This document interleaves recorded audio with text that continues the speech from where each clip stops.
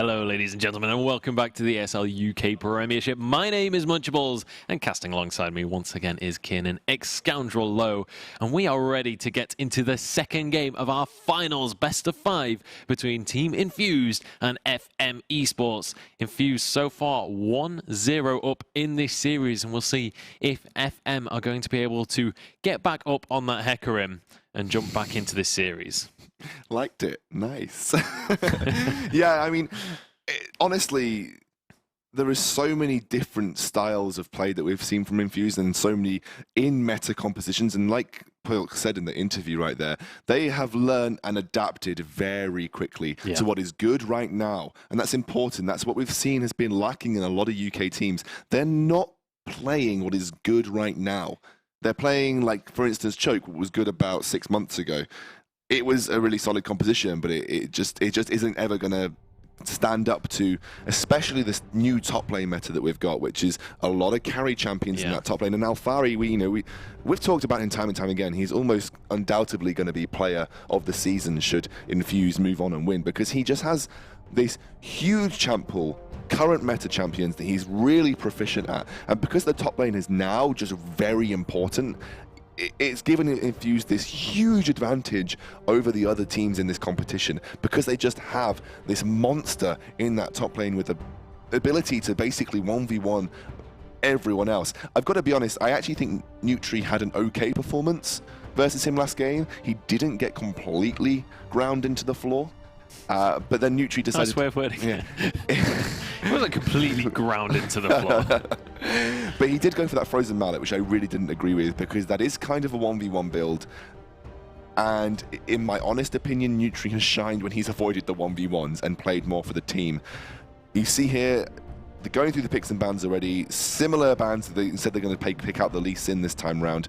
And maybe it'll be a final Shen ban. No, they're going to go for the Tahm Kench and leave the Shen up. I think very wise to ban the Tahm Kench, especially when FM have the first pick. You know Tundra would be more than happy to first pick the Tahm Kench, but it has mean that the Dr. Mundo is available now. That I believe will likely go over to Kino combo. So first game that we're not going to see him on Elite here in the playoffs. Definitely, but it can also go into that top lane, and Mundo is a fairly safe top laner once you get post 6.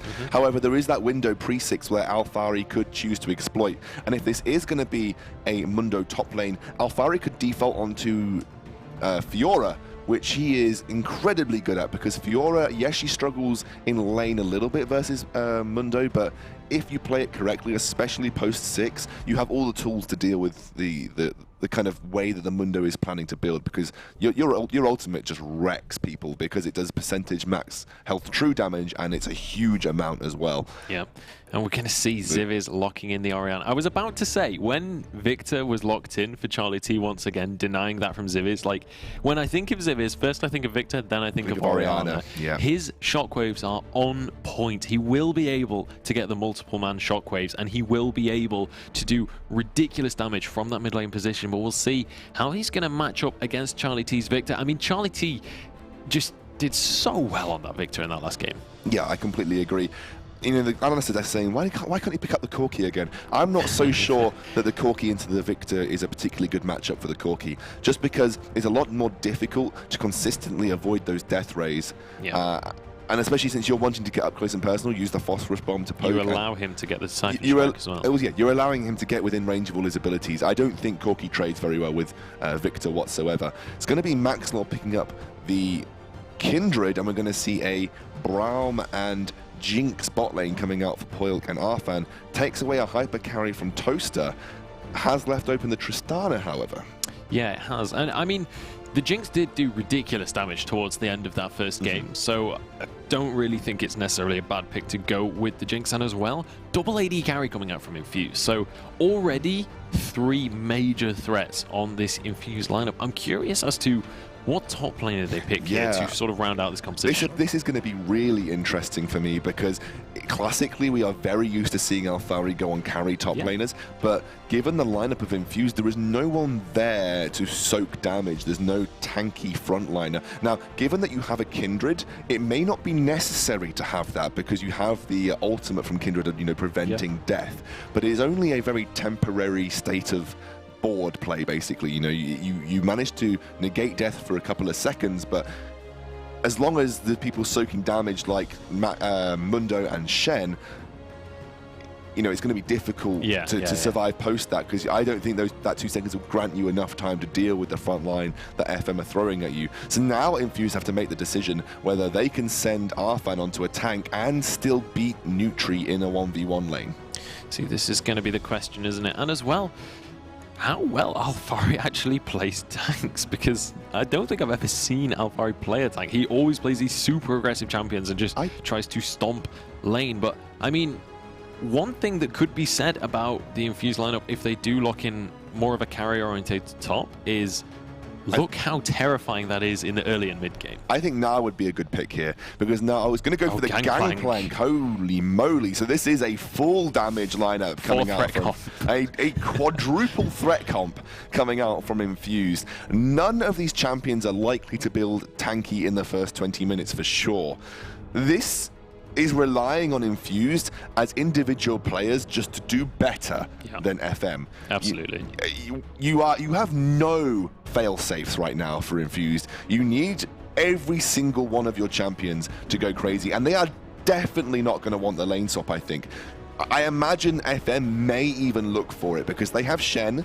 That means he does pretty well into a lane swap. It aids Nutri's playstyle. And Gangplank definitely wants to be denied farm, and Gangplank will run Riot versus a Shen, because it's, even with the taunt, you can just eat oranges and it's K, you know? So that was a dank old meme right there. It's an old meme, but it checks out. I mean, looking at the lineups here, it feels like Infused are basically just saying, we are going to win lane, and then we're just going to turn that into a victory. And I mean, in the first game, they did win lane pretty damn convincingly. It's going to be down to whether or not FM can get this sort of very much team-reliant composition together, and whether they have that ability to work together to win these team fights. Because if they do fall behind too early and they can't force the skirmishes and they do fall behind in lane, they are in a whole lot of trouble towards the mid-game. 100%. And like we said, this is a statement from Infused, and I think it's a pretty out there statement. It's, we are better than you. We are better than you individually. We are better than you in lane. We are not scared. It's not. I've got to be honest, with the history of Infused as an organization, it's not a statement I'm surprised that they're saying. But here we go. But with the confidence, what are they now? 17-0. 17-0 so far.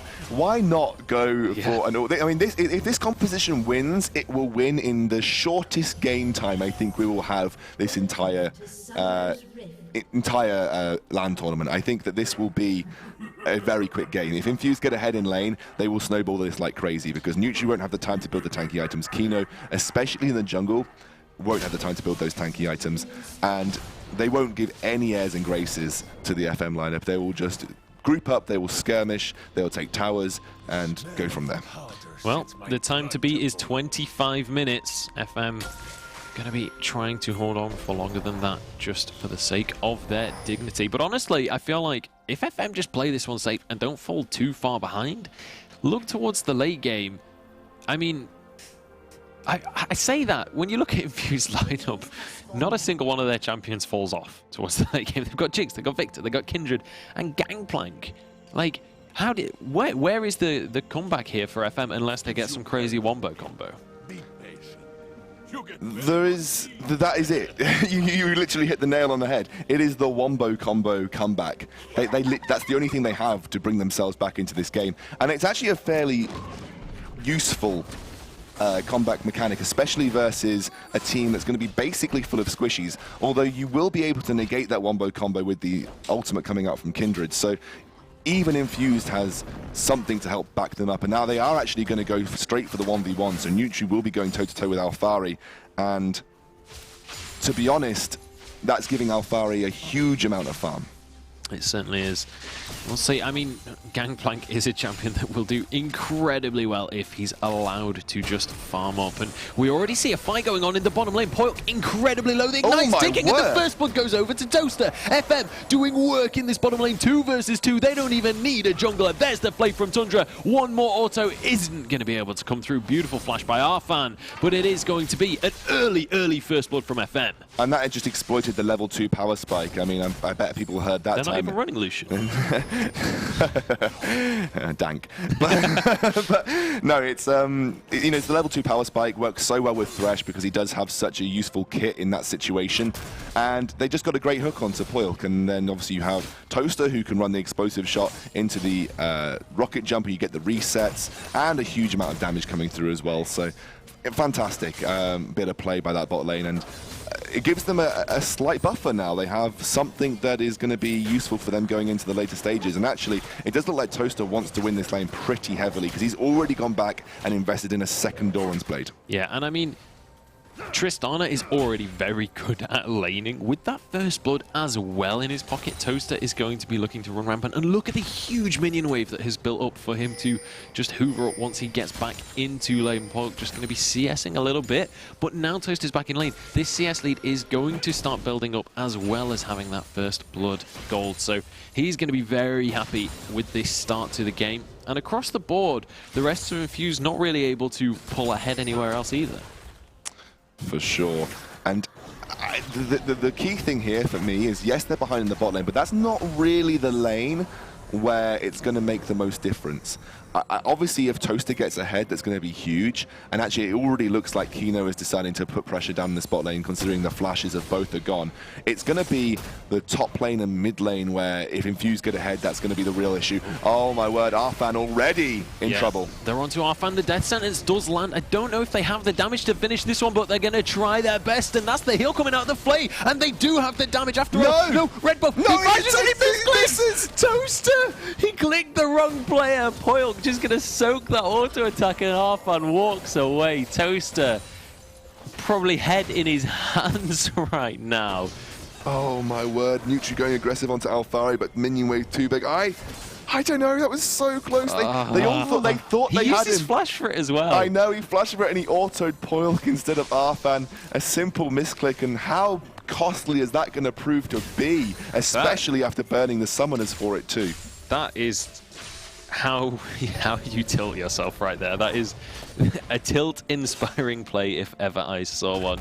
I will be surprised if Toaster does tilt. He's not typically a player that we see be inconsistent, typically, but we'll have to see on that one. Little bit unfortunate coming out from there. Everybody makes mistakes though, but now Nutri could be in a little bit of trouble because Maxlaw has head up to this top lane. The Shadow Dash is going to be used defensively just to try and escape. Mounting Dread does do a chunk of damage, but Nutri, having that teleport available, will be able to get back up to that top lane. Yeah. Should he choose to base, is going to do so in the end. Nice use of vision exploit just to get out of there. Didn't even have to burn the flash either. So useful bit of play. Maxlaw again trying to stick with the tried and tested theory of why don't we just camp Nutri and get Alphari ahead. Seems to work for them so far. And already you're seeing a big CS lead come out for Alphari on this Gangplank. He has almost 20 CS up. So only good things can come from this for Infused. It's just that bot lane we have to keep our eye on, I think, now. Especially after that little tirade a little bit earlier on. Yeah, we'll see if they can continue to snowball their AD carry. Looks like double Dorans into Zeal potentially coming out from Toaster123. This is very reminiscent of Season 4 Worlds, where every Tristana was building the pickaxe into Zeal, pickaxe into Static Shiv to go for that sort of split push meta that was going on at the time. Very similar starting build from each of the Tristanas that we've seen so far in these playoffs. But Tundra with very aggressive positioning in this lane, just able to keep Poilk away from the CS. But actually, after everything that's gone on in this bottom lane, Poilk is doing an incredibly good job to stay even in CS against Toaster. Oh yes, for sure. Especially after that early death, he's managed to catch up fairly effectively. And on a Jinx, you definitely want to keep yourself in the running. You know, Poilk has done the sensible thing. He's gone for the late game investment because he knows he's probably not going to win early on. Charlie T walks straight out of the shockwave, and Ziviz will be kicking himself over that right now. Yeah, just misplays coming out from FM right now. I feel like they need to just sort of, you know, maybe get a bit of fresh air or something after this game and just make sure they're all on the same page. Tundra has been caught out. He's been caught in the flame chompers and he's going to be going down. Nice, easy pick up there. And Alphari, with the cannon barrage, will be able to pick himself up and assist off the back of it as well. So not just pushing out in the bottom lane, but also getting a little bit of gold up in that top lane. Yeah, it's a decent little assist pickup. And Tundra actually had Flash available, but stepped straight onto the Flame Jumper. Ziv is going to try and walk away from that Chaos Storm. So 2 ultimates kind of whiffed for the mid laners here. It's very tense right now. This is, the final of the UK ESL Premiership. This is playing for £2,500. No meager sum of money, Munchables. Absolutely not. And I mean, this is El Clasico as well. FM Esports up against Infused. This is the matchup. If you've been following UK esports for any amount of time, you will have seen these guys play at a final before. It's happened many a time in the past, and so far Infused seem to be on the winning side of the engagers, but in this game specifically the gold's still very, very even. But it's going to be down to whether if FM can sort of pull themselves together a little bit, because in this early game, despite the gold still being relatively even, I've not been particularly convinced by FM.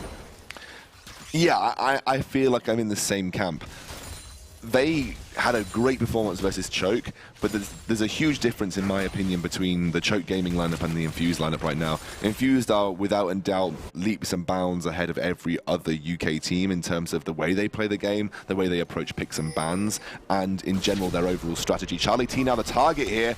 Keno coming into lane, does use the Masochism, but the Gravity Well is going to be more than enough to deter that gank. Just going to throw a briefcase, make sure Charlie T is doing his paperwork, and then head out of the lane again. A little bit of damage going to come down onto this bottom lane tier 1 tower from Toaster. But nothing too crazy going on up in the top lane. Let's take a look as Alphari is starting to get a bit of a ridiculous CS lead. Ooh, Chaos Storm is about to come off cooldown. Zivis is very low. We could see a flash ignite Chaos Storm. Looks like Zivis is well aware of the situation as well. Yes. And is going to get way out of there. Yeah, he's going to back all the way off there. He knows exactly what can happen should he give Victor any chance at that flash Chaos Storm, or even just a flash Death Ray into Q. So there are many opportunities available. Yeah, Nutri still struggling. Almost half the CS down to Alphari. Oh, in the bot lane, 3v3 in the bottom lane. Maxwell going to be the focus target of FM so far, but he is just going to back away. More briefcases been thrown out, but the death sentence onto Puck. There's the ignite. They're looking to finish off the AD carry. Heal comes out, and it is going to keep him alive.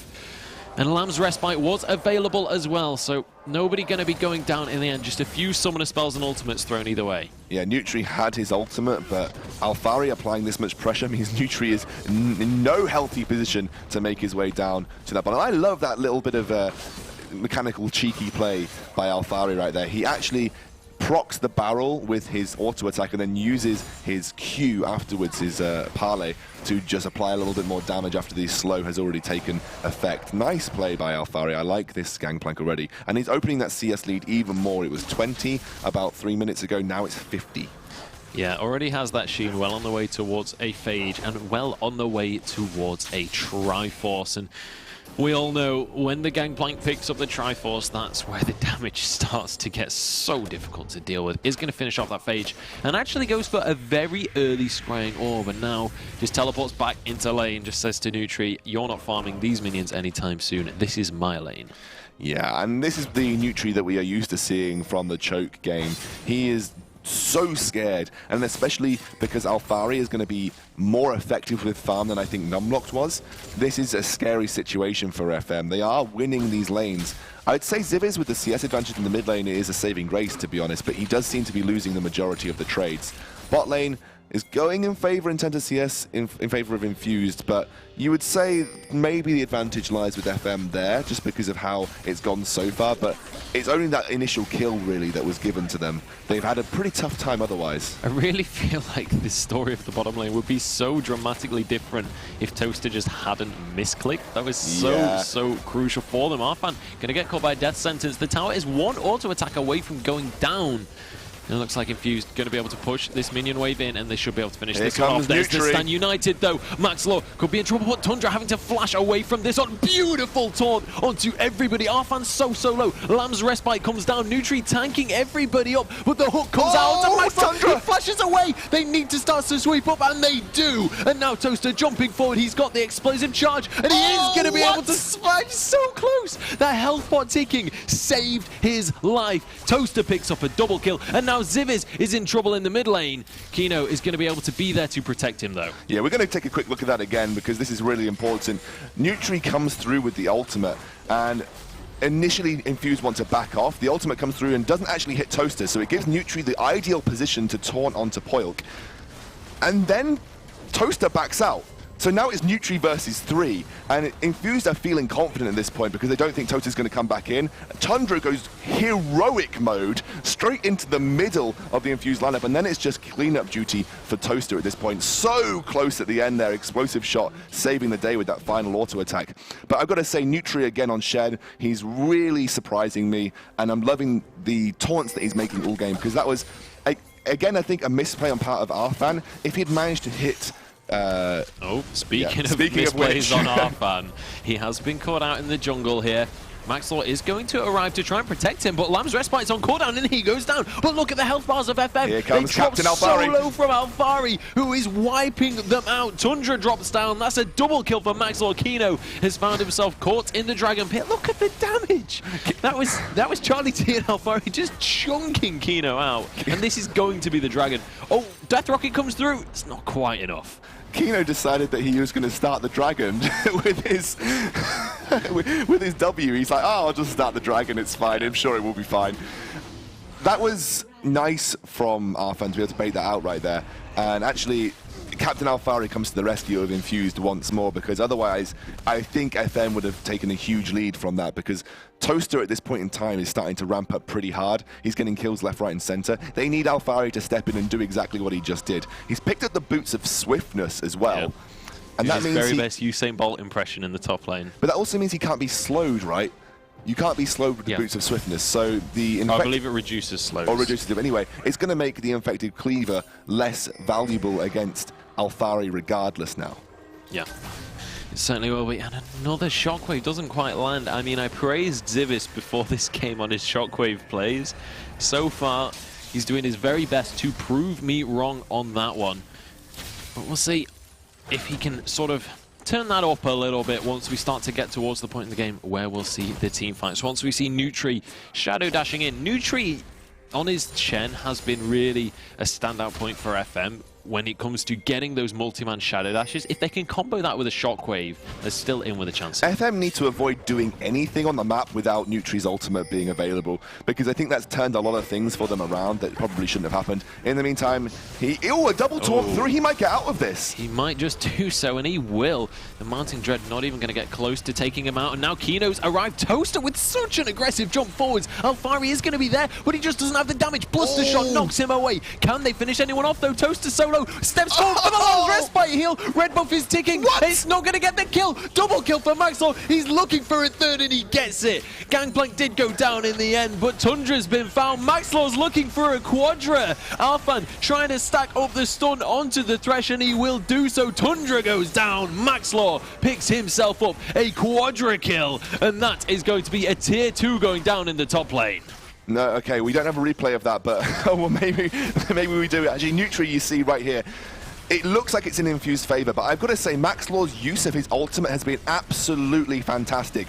At the critical moments, he pops it, and you've got to watch the timing of Alfari. He knows exactly when to use that parley, and that basically executed Toaster as the ultimate Lamb's Respite came down. Maxlaw was just on cleanup duty after that. That's all it was for him. You know, he basically stood at the back line completely healthy. And like you said, it's another AD carry you have to deal with in a lot of situations. And now he's just picked up 4 kills. And more importantly, if you looked at the state of the map after that as well, there was a mid-wave pushing. So that allowed Poilk to get a turret on top of it, as well as the turret they took in that top lane. Huge play for Infused right there.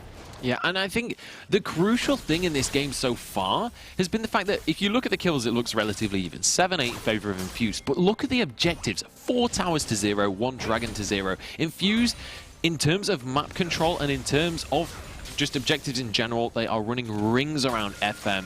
FM really, they're going to have to do something dramatically different if they want to come back into this game, because they are now 6,000 gold down.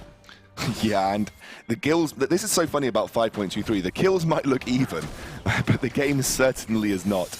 And I got to say, like we said with the Infused lineup, if they get ahead, and especially the threats get ahead, it's going to be really scary for FM until they can start to ramp up their threats, because they need to rely on Zivvies and Toaster for practically 100% of their damage. And when I say Zivvies, I really mean the Shockwave. They rely entirely on the Shockwave to make this composition work in a teamfight situation, because they don't win skirmishes, they don't win split push, they only win a 5v5. So unless they can force Infused into a 5v5, which is, I don't think, going to happen anytime soon, then they're in a really, really poor position. They absolutely are. And interestingly, we're seeing the mid lane in the top lane here. Charlie T and Ziv is both heading up towards the top side of the map to deny each other from pushing away, but it's going to be Alfari down in this bottom lane, starting to pressure onto this tier 2 tower. Maxlaw on the way as well to help him out here. And with the amount of damage they have, oh, Charlie T, the Ignite is ticking. Will the last tick finish him off? That's the question. Yes, it will. Ziviz picks up the 1v1, proving that he can take on Charlie T, but now Tundra, he's going to get the stand united on him. Alfari is in so much trouble, but Lamb's Respite is going to be available. That keeps him alive for now, but he will fall down. There's the Death Rocket, though, coming out from Poilk. And now Maxlaw, he's trying to do his best, and he will be able to pick up a double kill for Poilk. Nutri on this front line, he's slowly but surely gonna get stunned up. Poilk doing those auto attacks, getting the damage out. Maxlaw jumping on forwards. One more hit won't quite land, and it is gonna be instead Ziviz and Tundra going down. Another 2 kills into the hands of Poilk. An unofficial quadra for him as they head towards the inhibitor. I want to highlight something here that was very good from FM despite the fact that they lost the fight. Instead of allowing Alfari to get the last hit after Lamb's Respite had gone down, Tundra managed to land the hook. That basically isolated him. The problem is that there's just so many threats for FM to deal with, and they don't have the capability to do so yet. And you've got Maxlaw, who's just running riot on Kindred. There's so many things that you need to ban away, and I just don't think either team are fully thinking about what is effective to ban. They're really targeting ban and not thinking about meta bans. But it's working out for Infused because they're just the better players. You know, I don't want to say it in a mean way, but they have proven time and time again as a cohesive unit. They are just all so individually talented in their roles. Yeah, absolutely. And I think a key thing as well is how well Infused are playing around Lamb's Respite. They are dancing in and out of that ultimate, keeping everybody alive. Yep. Maxlaw has been on point in using that, not only on himself, but also on his allies, and using the heal from that effectively as well. What's so interesting about the combo that you get with this Lamb's Respite is that they go all in onto the threats from FM. That forces FM to step into the Lamb's Respite, or they die as well. And then you're in Infuse's terrain at this point, and speaking of Infuse's terrain... Yeah, they are making sure that FM know all about that. Poilk gonna pick up the kill onto Tundra. Everybody's slowed by the cannon barrage, and they're looking to maybe make a bottom lane push here. They're looking for the inhibitor. Looks like FM will be able to walk away from this one. Just Tundra gonna be the sacrifice to save his team here. But with him down for another 15 seconds, Infused might be able to pressure this inhib. Yeah, definitely, definitely. Without Tundra, there's very little peel. There's very little they can do to provide hard CC. Oh. Great shockwave, but it's not enough. No, he's not. He goes down immediately. The barrel into Death Ray combo will be more than enough to take out that mid laner. This is going to be the guaranteed inhibitor. Alfari pulled underneath the tower, but Tundra immediately taken down, punishing him for using that CC. Get the heck off our top laner, say Infused, and now they're pushing to end the game. This is the second Nexus tower going down. Maxlaw saying, I can AD carry from the jungle better than you can, Toaster. That is going to be the Nexus, slowly but surely ticking on down. This is going to be the second game of this best of 5, going over to Infused in under 24 minutes. You were correct. This was the quickest game of the tournament so far. 2-0 Infused. One game away from taking this entire LAN. I'm just going to, just for the benefit of the analysts that are opposite me right now, there are 2 things I'd like to say. Again, I did say it would probably be the quickest game of the tournament. Also, I predicted that the shortest game of the tournament would be 22 minutes. So I think I might have won the caster bet that we had going on earlier on. But I've got to say, as a quadruple threat composition, Maxlaw got a quadruple kill and then managed to snowball out of control. He was an absolute monster. Beautiful use of Lamb's Respite? Said it the wrong way around. Lamb's Respite. We lit it, did it? No, beautiful use of Lamb's Respite there. It was really, really nice to see that the fact they get all of their burst onto Toaster, they forced him into that Lamb's Respite, at which point, that, like I said, that's Infuse's domain. Once that Lamb's Respite is down, they have 4 threats to take out the potential only singular threat from FM, and beautifully executed composition. Yeah, great absolutely. game. Really, really well played by Infused. And I mean, we said with the composition they need to just win in the laning phase, and I mean, they pretty much did there. Let's delve deeper into what happened in that game as we pass over to our beautiful analysts led by Sona. Thank you very much, Munch. I am Sonus Brixton.